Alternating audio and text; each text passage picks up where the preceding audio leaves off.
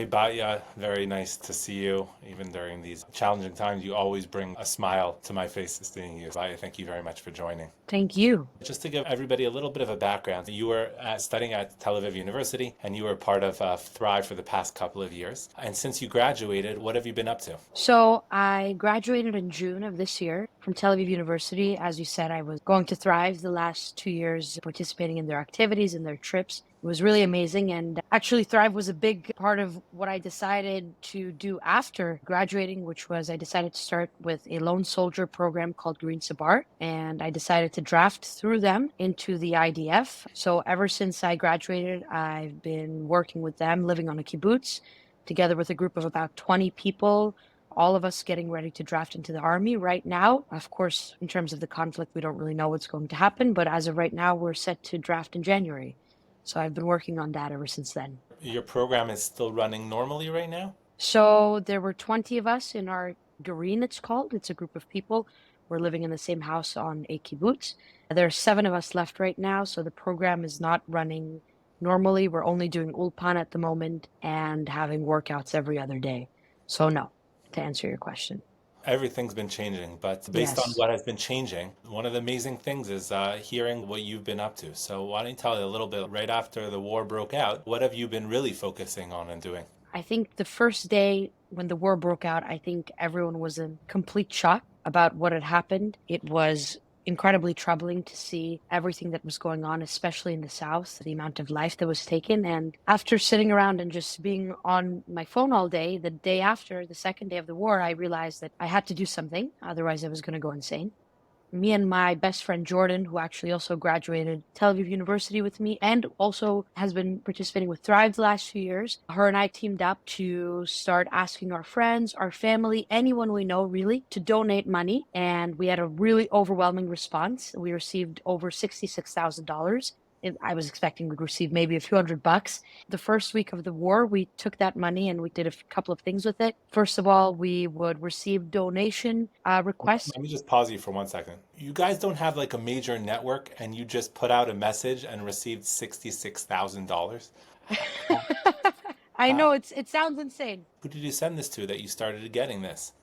Jordan and Who I, we contributed? both put out an ad on social media saying that we're both soon to be lone soldiers who are just going crazy out of our minds because we're not in the army yet. We're soon to be in the army and we really want to help, but we don't know how. And we received an absolutely overwhelming response from our friends. Friends of ours in Colombia would go around with signs, Columbia University, with our Venmo in New York, just asking people to send donations.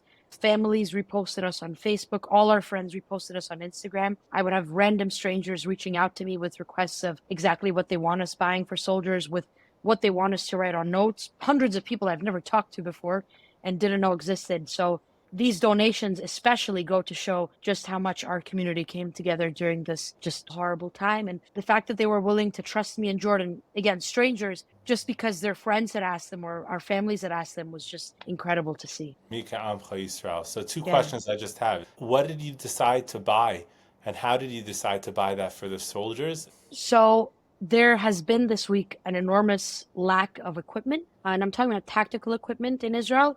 Vests, helmets, teams that some people have received vests and helmets, whereas their friends and themselves have been told by the IDF there's just not enough. First of People all, was about to go into Gaza don't have vests. so it's very hard to imagine, but there has not been enough. I think that's a large reason why we haven't gone into Gaza yet, because there's just not enough equipment.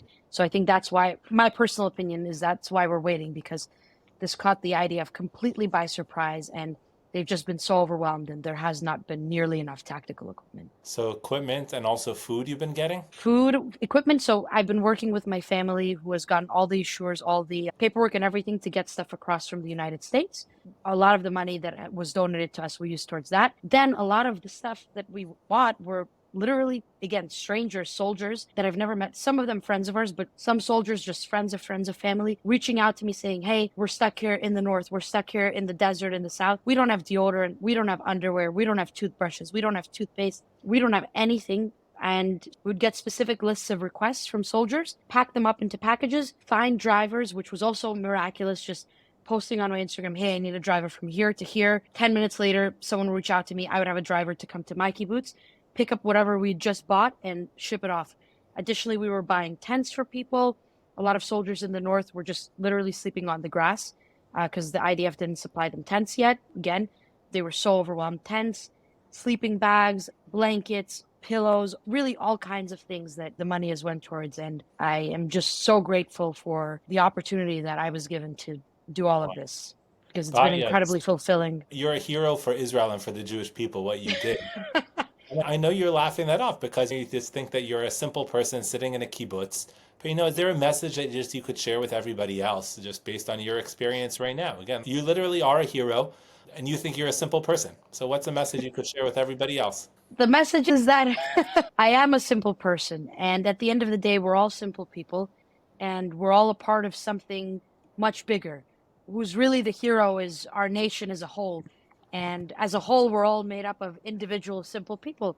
And our job is to just really try to come together right now and see what our friends need, even if it's emotional support, a shoulder to cry on, some money to send some food or some underwear to a soldier. We need to figure out what each one of us plays in terms of this bigger picture and do the best that we can. So I really encourage everyone to take this time and try to do something meaningful with this time and create some light out of all the darkness. Thank you so much, Batya. We're really proud of you, and Israel's really proud of you, and we're lucky Thank you, to have Rabbi Isaacs.